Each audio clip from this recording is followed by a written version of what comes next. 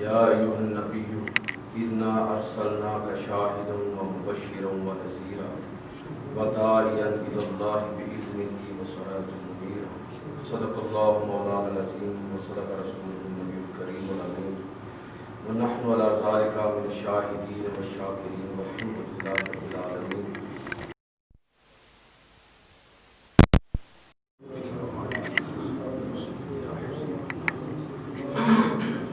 السلام علیکم یا رسول اللہ. واجب الاحترام سامعین و حاضرین، آج کے خطبہ جمعۃ المبارک میں ربیع الاول کی مناسبت سے گزشتہ جمعۃ المبارک اور اس سے پہلے جو موضوع نبی کریم صلی اللہ علیہ وسلم کی محبت، آپ کا شان اور آپ کا کمال جو ہے، اسی سلسلے میں آج کی یہ گفتگو جو آیت میں نے آپ کے سامنے تلاوت کی ہے.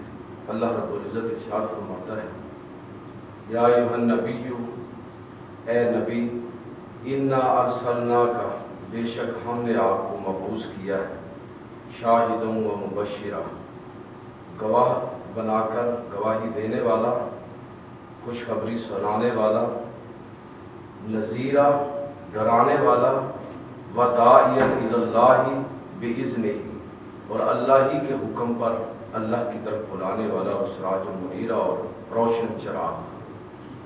یہ نبی کریم صلی اللہ علیہ وسلم کے اوصاف اور کمالات کا تذکرہ ہے. سائٹ میں یہ عرض کرنا چاہوں گا کہ اللہ رب العزت اس کائنات کا مالک ہے، خالق ہے، رب ہے، اور کوئی بھی کام اس کے حکم کے بغیر نہیں ہو سکتا. اس کی چاہت کے بغیر اس کائنات کا پتہ بھی اپنی جگہ سے ہل نہیں سکتا. اس خالق کائنات نے یہ کائنات کا جو پورا نظم ہے، اس کو کس مقصد کے لیے قائم فرمایا؟ آخر اس کا بھی کوئی مقصد ہوگا، جس کو قرآن مجید نے اس طرح بیان کیا ہے کہ وما خلقت الجن والانس الا لیعبدون، کہ جن و انس کو اللہ رب العزت نے اپنی عبادت، اطاعت گزاری کے لیے پیدا کیا ہے. اب مقصد تو ہو گیا واضح، یہ بات بھی واضح ہو گئی کہ اللہ رب العزت خالق اور مالک ہے، اور کل اختیار کا مالک ہے، اور اس نے اس کائنات کو بیکار پیدا نہیں کیا، عبث پیدا نہیں کیا، اور وہ مقصد بھی اس نے بتا دیا. لیکن بڑا اہم سوال یہ ہے کہ ہم اس رب کی اطاعت کریں، فرما برداری کریں، جس نے انسان کو اور اس کائنات کو پیدا کیا، لیکن کیسے کریں؟ پچھلے جمعے اگر آپ کو یاد ہو تو میں نے یہ بات کی تھی کہ انسان کی نفسیات کیا ہے.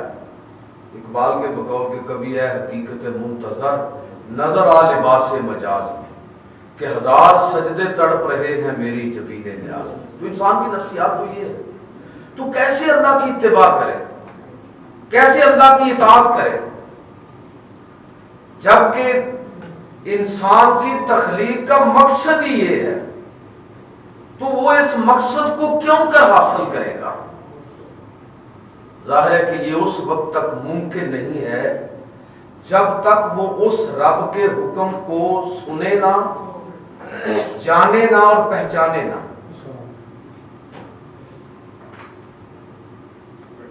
اب اللہ کے حکم کو سننے، جاننے اور پہچاننے کی انسان میں طاقت کہاں سے آئی؟ اگر انسانوں میں سے کسی نے اس کی خواہش بھی کی ہے تو وہ ممکن نہ ہوا. موسیٰ علیہ السلام نے اللہ تعالیٰ سے مطالبہ کیا، قرآن پاک میں پورا واقعہ موجود ہے. وہ تو ممکن نہیں ہے کہ انسانوں کے لیے کہ وہ اپنے رب کے ساتھ اس طرح گفتگو کر سکیں، اس کے حکم کو پہچان سکیں. اور اگر ایسا چاہا بھی گیا تو وہ ممکن نہیں ہے کہ انسانوں میں سب سے اعلیٰ ترین انسان وہ انبیاء ہے، چنے ہوئے لوگ، لیکن حضرت موسیٰ علیہ السلام بھی اللہ کے نور کی ایک تجلی اس کو بھی پوری طرح سہار نہیں سکے۔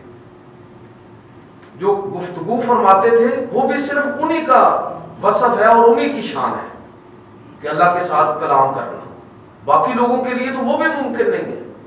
تو اللہ سے کلام کرنا، اللہ کی بات کو سمجھنا اور اللہ کے حکم کو بجا لانا یہ مطلوب ہے، لیکن عام انسان کے لیے ممکن نہیں ہے۔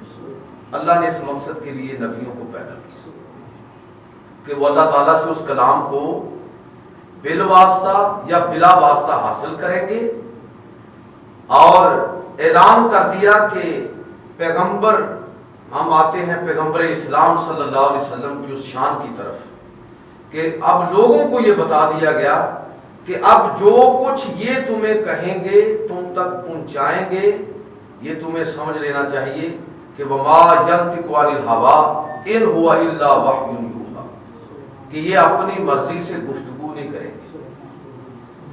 پردے کے پیچھے سے آواز کو سننا، جبریل امین کے ذریعے سننا یا براہ راست کلام کرنا عام انسانوں کے لیے یہ ممکن نہیں، لیکن اللہ نے اس مقصد کے لیے جو انسان کا مقصد تخلیق ہے اس کو پورا کرنے کے لیے اللہ رب العزت نے انبیاء کا سلسلہ شروع فرمایا، اور اس سلسلے کی آخری کڑی حضرت محمد صلی اللہ علیہ وسلم۔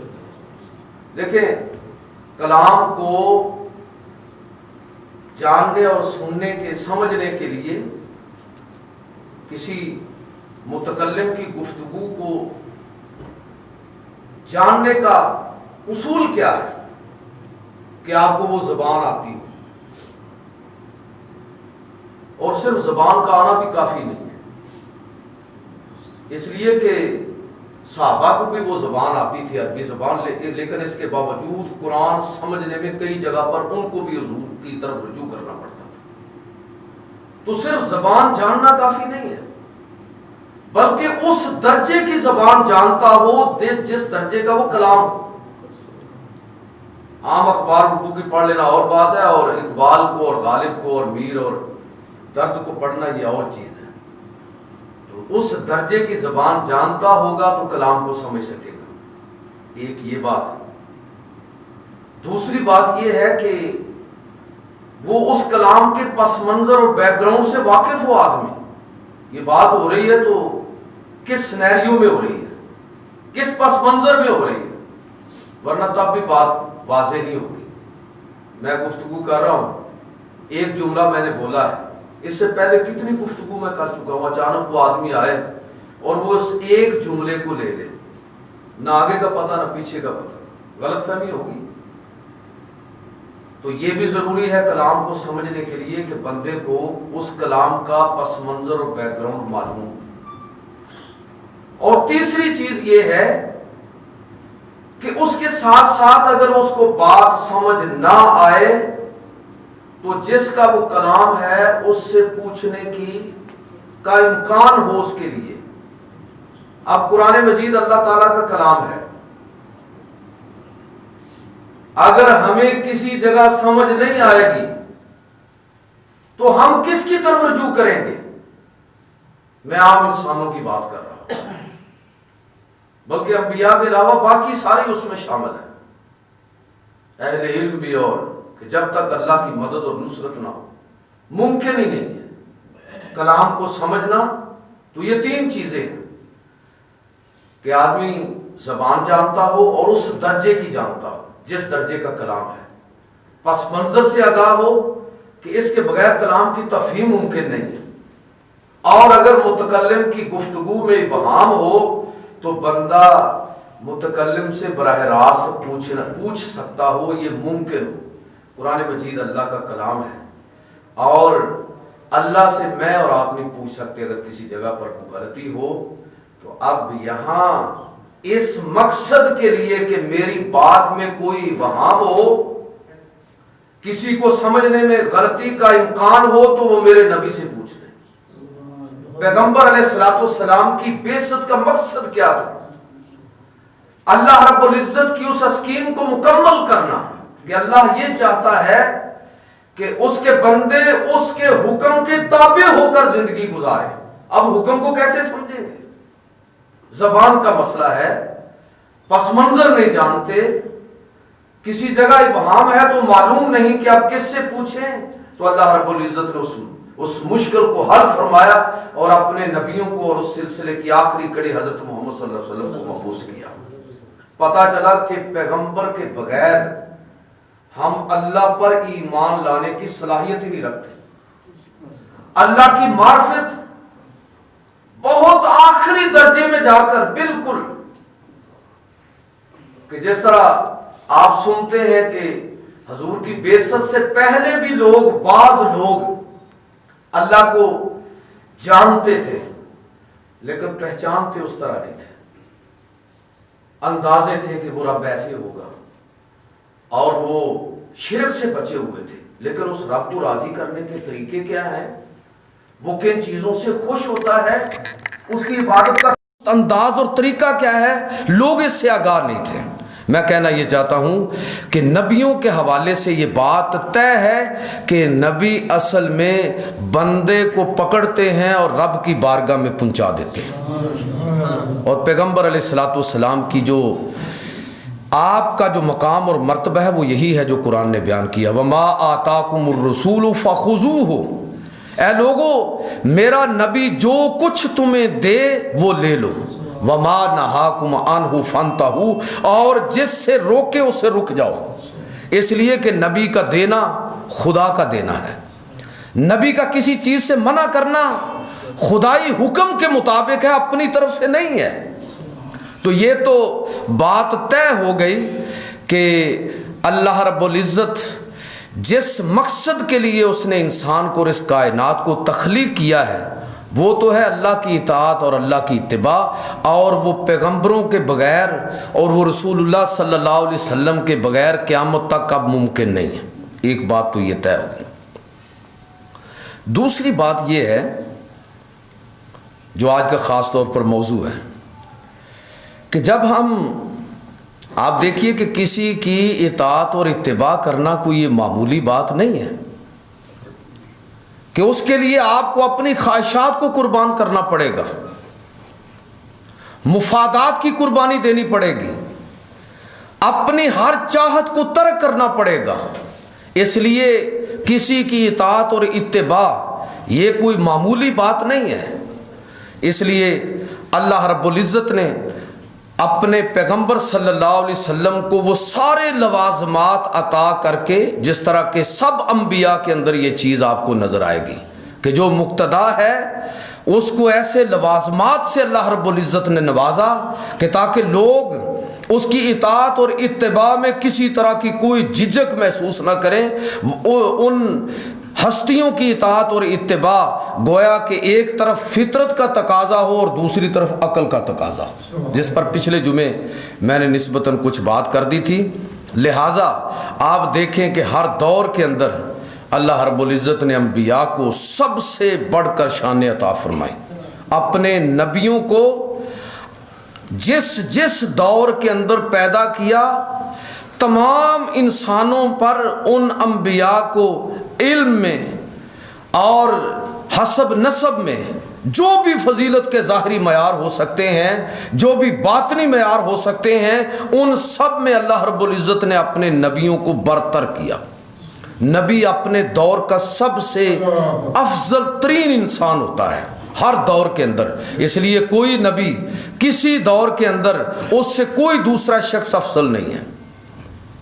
آپ دیکھ لیں یہ فضیلت آپ کو موسیٰ علیہ الصلوۃ والسلام کہ اللہ کے ساتھ کلام بھی ہے، گفتگو بھی ہے، اور ان کے جو معجزات ہیں، چاہے وہ دریا کا پھٹنا ہو، چشموں کا پھوٹنا ہو، عصا کا اژدہے کے اندر تبدیل ہو کر فرعون کے جادوگروں کو شکست دینا ہو، یا عین صحرا کے اندر اللہ کی طرف سے دسترخوان کا اترنا ہو، وہ سارے معجزات آپ دیکھیے کہ اللہ رب العزت نے کس طرح اس امت پر، بنی اسرائیل پر حضرت موسیٰ علیہ الصلوۃ والسلام کو فضیلت اور برتری عطا فرمائی. حضرت عیسیٰ علیہ الصلوۃ والسلام کو دیکھیں گے یہی چیزیں آپ کو نظر آئیں گی کہ کس طرح اللہ نے ان کو اس ایسے علم سے نوازا کہ وہ لوگوں کے گھروں میں کیا ذخیرہ ہے اس کی خبر دے رہے ہیں، کیا کھا کے آئے ہیں اس کی خبر دے رہے ہیں، اور مٹی سے کوئی چیز بناتے ہیں اور پھونک مارتے ہیں اور باذن اللہ کہہ کے جب اس کو پھونک مارتے ہیں تو وہ چیز زندہ ہو جاتی ہے، مردوں کو زندہ کرتے ہیں۔ اللہ نے عیسیٰ علیہ السلام کو اس دور کے لحاظ سے ایسی فضیلت عطا فرمائی کہ بڑے بڑے میڈیکل سائنس اور طب کے ماہرین جو تھے اس پر لرزہ براندام تھے کہ ایسی فضیلت کہ مردوں میں جان ڈال دینا۔ یوسف علیہ السلام کو عقل اور دانش اور سیاست اور پھر خوابوں کی تعبیر کا وہ علم عطا فرمایا۔ الا حاصل قیاس، آپ جب قرآن مجید کو پڑھیں گے تو یہ چیز آپ کو سمجھ آئے گی کہ اللہ نے کس طرح نبیوں کو یہ فضیلت عطا فرمائی، اور جب آخری پیغمبر حضرت محمد صلی اللہ علیہ وسلم کی بعثت ہوئی تو اب ایسی فضیلت ہونی چاہیے کہ جو قیامت تک آپ کی عظمت کے پرچم کو بلند کرتی رہے۔ اور اللہ رب العزت نے واقعتاً ہی نبی کریم صلی اللہ علیہ وسلم کو ایسی شان عطا فرمائی، ایسی شان کہ جس کی ایک نہیں ہزاروں جہتیں ہیں۔ وَرَفَعْنَا لَكَ ذِكْرَكَ، ہم نے آپ کے ذکر کو بلند کر دیا ہے۔ حشر تک لوگ اس منظر کو دیکھیں گے۔ کن کن پہلوؤں سے بلند کیا ہے؟ وہ جیسے جیسے انسان غور کرتے چلے جائیں گے ویسے ویسے ان کو سمجھ آتی چلی جائے گی کہ پیغمبر اسلام محمد رسول اللہ صلی اللہ علیہ وسلم کی عظمت، بزرگی، کمالات اور ان کی شانیں کس کس پہلو سے اللہ نے قیامت کے لیے بلند کر دیے۔ اس لیے آنے والا ہر دور نبی کریم صلی اللہ علیہ وسلم کی عظمت اور بزرگی کے عروج کا دور ہوگا۔ کسی دور میں بھی یہ بزرگی اور عظمت اور شان کم نہیں ہوگی بلکہ بڑھتی چلی جائے گی۔ تو میں یہ عرض کر رہا ہوں کہ نبی کریم صلی اللہ علیہ وسلم کو اللہ رب العزت نے ایسی ہی شان عطا فرما کے اس دنیا کے اندر مبعوث کیا۔ اب یہ کتنی بد نصیبی ہو کہ ہم اس پیغمبر کی شانوں کو بیان کرنے کی بجائے حضور کے علم، فضیلت، بزرگی کے تذکرے کرنے کی بجائے ہم اسی چکر میں پڑ جائیں کہ نبی کریم صلی اللہ علیہ وسلم کے علم کے اندر نقص تلاش کریں، آپ کی ذات کے اندر نقص تلاش کرنے لگیں۔ یہ کسی مسلمان کا نہیں، یہ مستشرقین کا کام ہے، غیر مسلموں کا کام ہے، ان لوگوں کا کام ہے جو پیغمبر علیہ الصلوۃ والسلام کو ماننے والے نہیں ہیں، جاننے والے نہیں ہیں۔ اہل ایمان کا تو عقیدہ یہ ہے کہ پیغمبر علیہ الصلوۃ والسلام وہ عظیم ہستی ہیں کہ بعد از خدائے بزرگ تو قصہ مختصر، بات ختم ہو گئی۔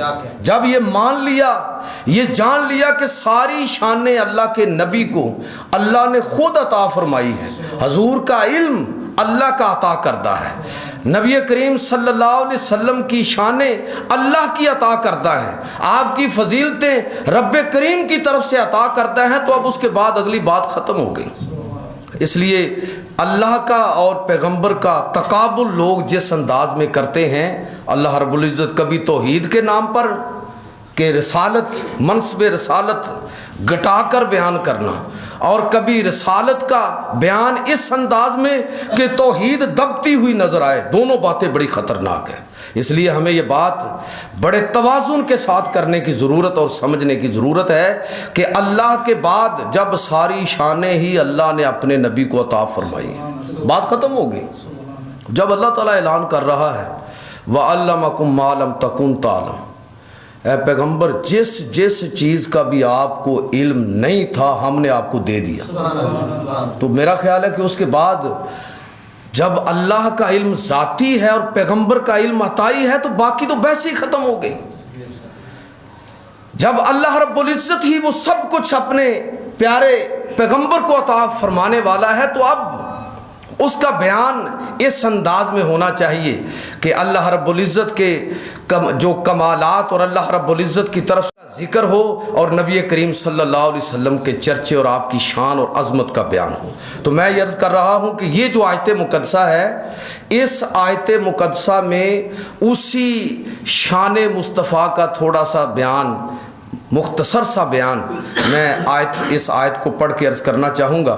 اللہ رب العزت ارشاد فرماتا ہے، ذرا دیکھیے کہ یا ایھا النبی، اے نبی۔ باقی انبیاء کو قرآن پاک پڑھیے، کبھی یا آدم، یا نوح، یا موسیٰ، یا عیسیٰ ناموں سے پکارا ہے، لیکن رسول اللہ صلی اللہ علیہ وسلم کی شان اور عظمت ملاحظہ فرمائیں کہ اللہ رب العزت آپ کو اس منصب کے ساتھ پکار رہا ہے، اور صرف منصب ہی نہیں، بسا اوقات اس وقتی وصف کے ساتھ کہ جس کے اندر آپ موجود ہیں، یا ایھا المزمل، یا ایھا المدثر۔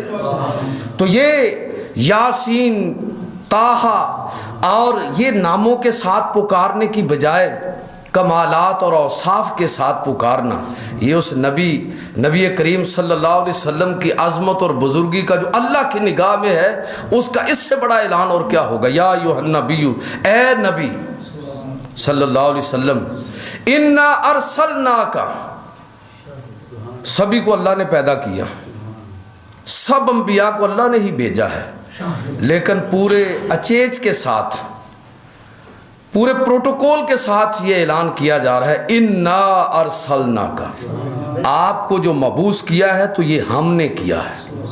سب کو اللہ ہی بھیجتا ہے، سب انبیاء کی بعثت اللہ کے حکم سے ہوئی ہے، لیکن اللہ رب العزت اس بعثت اور اس احسان عظیم کا اپنے حوالے سے تذکرہ فرما رہا ہے، انا ارسلناک، ہم نے آپ کو مبعوث کیا ہے، ہم نے آپ کو بھیجا ہے، شاہدا و مبشرا، گواہی دینے والا بنا کر۔ کس چیز پر گواہی دینے والا؟ یہ نہیں بیان کیا، صرف یہ کہا کہ گواہ بنا کر بھیجا ہے۔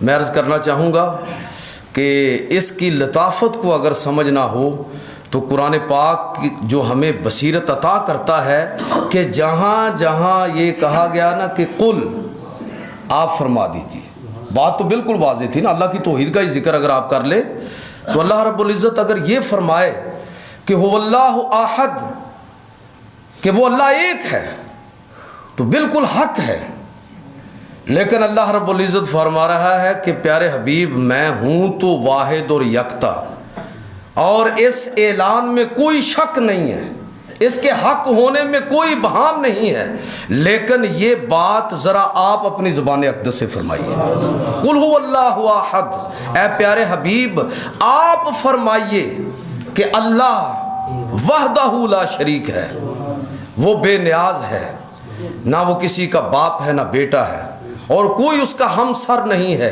یہ اعلان، میری توحید کا اعلان آپ کی زبان اقدس سے ہونا چاہیے، اس لیے کہ جب آپ میرے وحدہ لا شریک ہونے کی گواہی دیں گے، آپ کی گواہی کے ساتھ توحید کی جو گریں کھلیں گی اس کی کوئی اور شکل نہیں ہو سکتی۔ تو نبی کریم صلی اللہ علیہ وسلم کس چیز کے گواہ ہیں؟ قرآن نے یہ متعین نہیں کیا۔